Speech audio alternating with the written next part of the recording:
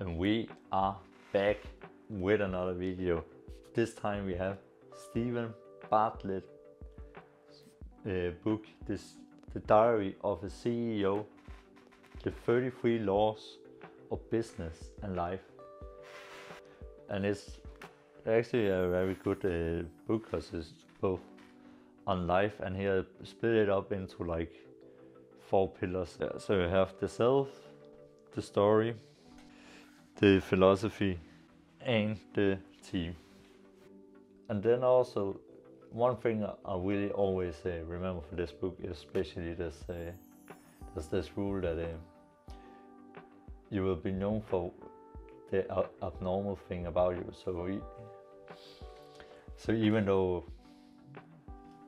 you might think, okay, this is what my brain is about, and this and that, and we focus on this, then your brain might be about completely something else, like what actually creating your advertisement and is selling you is completely different. So for Steven, he is given this example when he started his social media marketing agency, that then they have spent, was it 13,000 pounds on a blue slide, and then all the journalists and whoever is coming to the office were always taking pictures of this blue slide. So they got known for being this marketing agency with a blue slide. And it's kind of like these things you cannot predict, and it's like something you cannot really justify buying a blue slide to 13,000 pounds, but like how much marketing value did it just give you, just because everyone is focusing on one picture of it.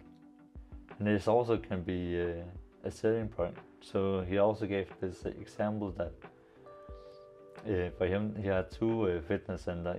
He was going to one, and then his friend was going to another one. But when his friend tried to sell him for the other gym, that he didn't mention anything. Oh yeah, this gym has better machines, like it's newer equipment or anything. No.